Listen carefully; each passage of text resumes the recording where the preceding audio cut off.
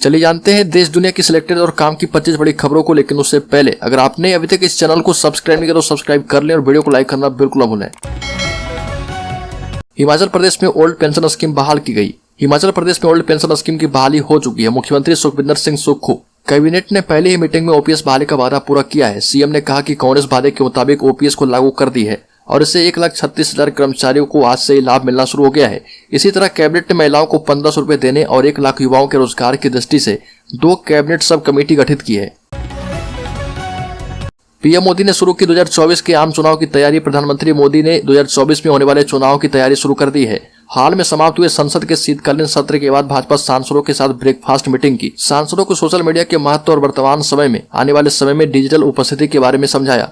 भाजपा के सूत्रों ने बताया कि पीएम मोदी ने सांसदों को राज्यों के हिसाब से मिलने बुलाया था। सांसदों से ये जोर देकर कहा गया कि सोशल मीडिया पर अपनी फॉलोइंग बढ़ाने और मतदाताओं को जोड़े रखने के लिए सख्ती से काम करें।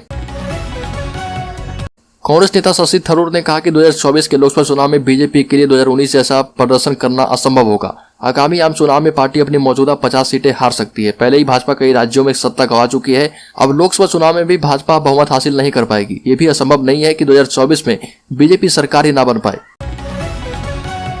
यूपी, पंजाब, हरियाणा और दिल्ली में लौटेगी शीतलहर। 15 जनवरी के बाद से बढ़ सकती है सर्दी। कश्मीर के सोनमर्ग में बर्फीला तूफान आया। देश में 14 जनवरी के बाद ठंड और भी बढ़ गई है। मौसम विज्ञान केंद्र ने बताया कि 15 जनवरी से पंजाब, हरियाणा, दिल्ली और यूपी में शीतलहर लौटने की आशंका है। वहीं पंजाब, हरियाणा और यूपी के कुछ इलाकों में बारिश की संभावना भी है, जिससे पारा और भी नीचे गिर सकता है। तमिलनाडु के गवर्नर आर.एन. रवि को डीएमके प्रवक्ता शिवाजी कृष्णमूर्ति ने धमकी दी और कहा कि आप कश्मीर चले जाइए, हम वहां पर एक आतंकी भेजेंगे जो कि आपको गोली मार देगा। दरअसल एक कार्यक्रम में गवर्नर ने अपनी स्पीच में से अंबेडकर का नाम हटा दिया था। इसके बाद से ही सत्ताधारी पार्टी के कार्यकर्ताओं और नेता गवर्नर का विरोध कर रहे। शिवाजी के बयान को लेकर गवर्नर ऑफिस ने उनके खिलाफ चेन्नई पुलिस स्टेशन में केस दर्ज कराया है। धर्मशाला में खेले जाएंगे महिला आईपीएल के मैच। मुकाबलों के लिए फाइनल किए गए 10 शहरों में स्टेडियम का नाम विश्व के खूबसूरत क्रिकेट स्टेडियम में शुमार। हिमाचल प्रदेश क्रिकेट एसोसिएशन के धर्मशाला क्रिकेट स्टेडियम में क्रिकेट प्रेमियों को महिला आईपीएल मैचों का रोमांच देखने को मिलेगा। पहली बार हो रहे महिला आईपीएल के लिए देश भर से शॉर्टलिस्ट किए गए 10 शहरों में धर्मशाला को भी शामिल किया गया।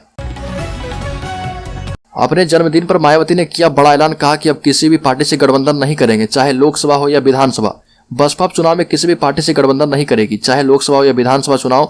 इसका ऐलान पार्टी सुप्रीमो मायावती ने अपने जन्मदिन पर प्रेस कॉन्फ्रेंस के माध्यम से ऐलान कर दिया और कहा कि ऐसा मैं इसलिए कह रही क्योंकि कांग्रेस पार्टी अभी से गठबंधन का गलत प्रचार करने में लगी है। ये भी कहा कि 2023 में कर्नाटक, मध्य प्रदेश, छत्तीसगढ़ और जहां भी चुनाव होंगे बसपा सभी चुनाव अकेले लड़ेगी।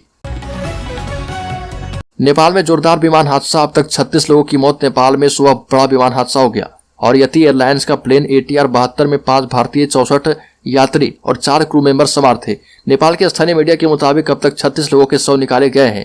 हालांकि एयरलाइंस और सरकार ने कोई आधिकारिक बयान नहीं जारी किया है। हादसे की जो तस्वीर सामने आ रही है उसमें यह हादसा बेहद भयानक नजर आ रहा। तमिलनाडु में दोस्त के सामने छात्रा से गैंगरेप। आरोपियों ने चाकू दिखाकर धमकाया, नहीं मानने पर दफनाने की धमकी दी। 5 गिरफ्तार। तमिलनाडु के कांचीपुरम में बेंगलुरु पुदुचेरी हाईवे के पास एक कॉलेज छात्रा के साथ गैंगरेप का मामला सामने आया है। आरोपियों ने पीड़ित और उसके दोस्त को चाकू दिखाकर धमकाया और अपने साथ ले गए। इसके बाद घटना को अंजाम दिया।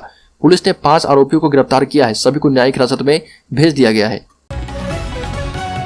आफ्ताब ने आदि से किए थे श्रद्धा के 35 टुकड़े। पोस्टमार्टम रिपोर्ट में खुलासा। श्रद्धा को मारकर उसके लिव इन पार्टनर आफ्ताब ने आदि से इस 100 के 35 टुकड़े किए थे। श्रद्धा की पोस्टमार्टम रिपोर्ट में ये बात सामने आ गई है। इससे 10 दिन पहले माइटोकॉन्ड्रियल डीएनए रिपोर्ट में श्रद्धा के बाल और हड्डी के सैंपल मैच होने की पुष्टि हुई थी।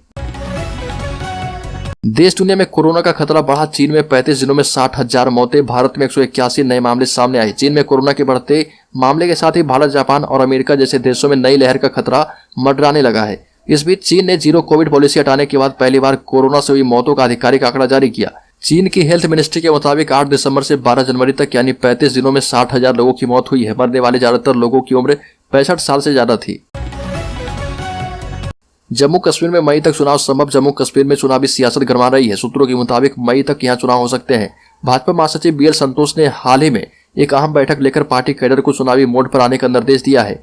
भाजपा और जम्मू कश्मीर में अपनी पार्टी के चेयरमैन अल्ताफ बुखारी के बीच नजदीकियां बढ़ने और गठबंधन की संभावना से घाटी में नए समीकरण बन सकते हैं। तमिलनाडु में जल्लीकट्टू के दौरान 19 घायल। बैल पकड़ने के दौरान हुई घटना। तमिलनाडु के पट्टू पोंगल के दिन मदुरै के 3 गांवों में जल्लीकट्टू शुरू हो गया है। इसके साथ ही जल्लीकट्टू के दौरान 19 लोग घायल हो गए। 11 लोगों को इलाज के लिए मदुरै के सरकारी राजाजी अस्पताल भेजा गया है।